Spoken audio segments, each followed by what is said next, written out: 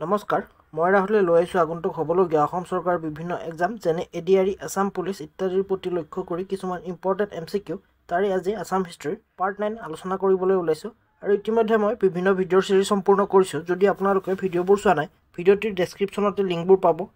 আৰু ইতিমধ্যে হৈ যোৱা ভিডিঅ'সমূহৰো যদি আপোনালোকে PDF ল'ব খোজে তেতিয়াহ'লে মোৰ টেলিগ্ৰামৰ পৰা ল'ব পাৰিব টেলিগ্ৰাম চেনেলৰ লিংকো মই ভিডিঅ'টিৰ ডেছক্ৰিপশ্যনতে দি দিম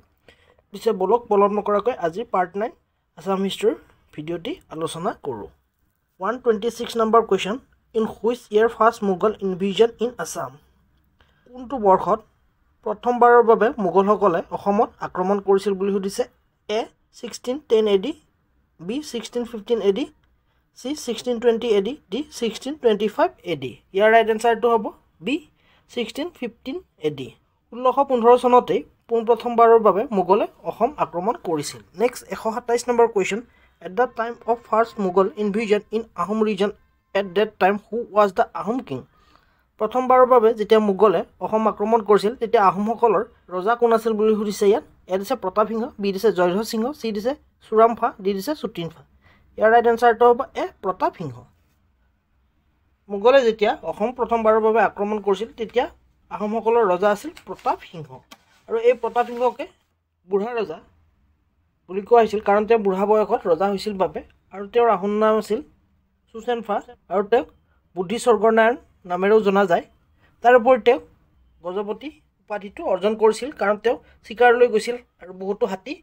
ধৰি আনিছিল আৰু এই হাতীৰ অধিকাৰী হৈছিল বাবে তেওঁ গজপতি উপাধিটো প্ৰদান কৰা হৈছিল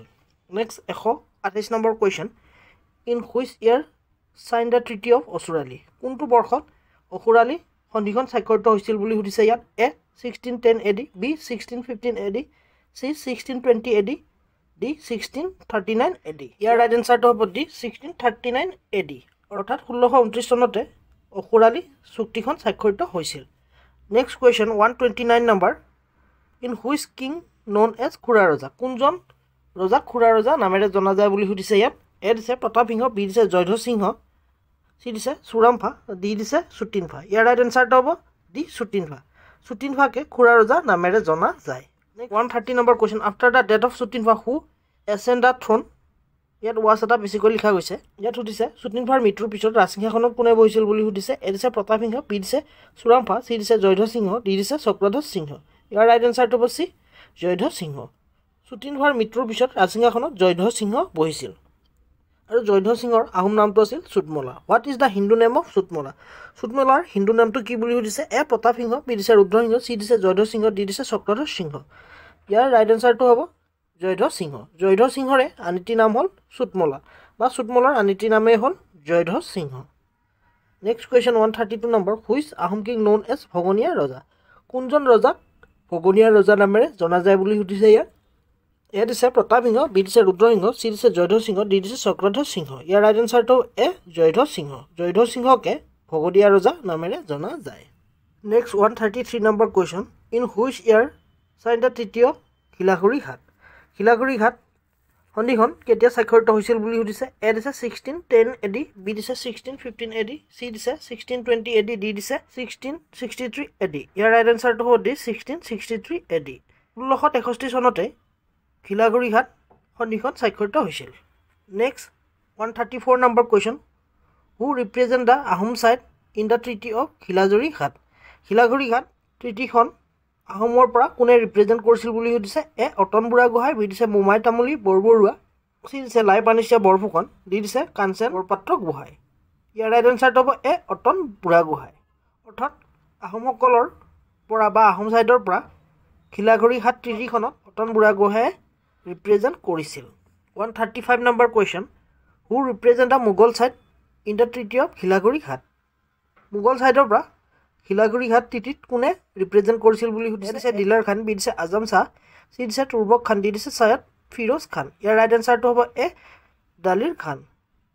দালিৰ খানে মোগলৰ পৰা শিলাগুৰি ঘাট ট্ৰিটিত স্বাক্ষৰ কৰিছিল নেক্সট 136 নম্বৰ কুৱেশ্যন ৰমণী কাপুৰ ৱাজ মেৰিড উইথ ৰমণী কাপুৰ কাৰ সৈতে বিবাহপাশত আবদ্ধ হৈছিল বুলি সুধিছে ইয়াত এ দিছে দালিৰ খান বি দিছে আজম শাহ চি দিছে তুৰ্বক খান ডি দিছে সৈয়দ ফিৰোজ খান ইয়াৰ ৰাইট এনসাৰটো হ'ব বি আজম শাহ ৰমণী কাপুৰই আজম শাহৰ সৈতে বিবাহপাশত আবদ্ধ হৈছিল নেক্সট 137 নম্বৰ কুৱেশ্যন ৰমণী কাপুৰ ৱাজ ৰিনেম এজ ৰমণী কাপুৰই তেওঁৰ নামটোক কি নামেৰে পুনৰ নামাকৰণ কৰিছিল বুলি সুধিছে এ ৰহমত বানু বেগম বি দিছে ৰমণী বেগম চি দিছে ৰহমত খান ডি দিছে বানু বেগম ইয়াৰ ৰাইট এনচাৰটো A Rahmat Banu Begum next 138 number question according to the treaty of Ghilajhari Ghat what is the boundary of Ahom and Mughal Ghilajhari Ghat treaty মতে আহোম আৰু মোগলৰ বাউণ্ডাৰী কি বুলি সুধিছে এ দিছে Bharali river on the north and Kolong River in the south bank of the Brahmaputra River. It is a Bharali River on north and Dhansiri River in the south bank of Brahmaputra River. So it is a Bharali River on the north and Dikho River in south bank of the Brahmaputra River. It is a Bharali River on the north and Zaji River in the south bank of Brahmaputra River. Your right answer to a Bharali River on the north and Kolong River in the south bank of Brahmaputra River. অৰ্থাৎ ব্ৰহ্মপুত্ৰৰ উত্তৰ পাৰে Bharali River আৰু south বেংকত Kolong river আছিল আহোম আৰু মোগলৰ মাজৰ সীমা ৰেখা নেক্সট 139 নম্বৰ question after the Jayadhwaj Singha who ascend the throne Jayadhwaj সিংহৰ পিছত ৰাজসিংহাসনত কোনে বহিছিল বুলি সুধিছে এ দিছে প্ৰতাপ সিংহ বি দিছে চুৰামফা চি দিছে উদয়াদিত্য সিংহ ডি দিছে চক্ৰধ্বজ সিংহ ইয়াৰ ৰাইট এনচাৰটো হ'ব ডি চক্ৰধ্বজ সিংহ জয়ধ্বজ সিংহৰ মৃত্যুৰ পিছত চক্ৰধ্বজ সিংহ ৰাজসিংহাসনত বহিছিল নেক্সট কুৱেশ্যন 140 নম্বৰ what is the Hindu name of Supungmung চুপুংমুঙৰ হিন্দু নামটো কি বুলি সুধিছে এ দিছে প্ৰতাপ সিংহ বি দিছে চুৰামফা চি দিছে উদয়াদিত্য সিংহ ডি দিছে চক্ৰধ্বজ সিংহ ইয়াৰ ৰাইট এনচাৰটো হ'ব ডি চক্ৰধ্বজ সিংহ চ' আজিলৈ আশা কৰোঁ মোৰ ভিডিঅ'টিৰ জৰিয়তে আপোনালোকে উপকৃত হ'ব যদি ভিডিঅ'টি ভাল লাগিছে লাইক কৰিব আৰু কিবা আপডেট কৰিবলগীয়া থাকিলে মোক কমেণ্ট কৰি জনাব পাৰে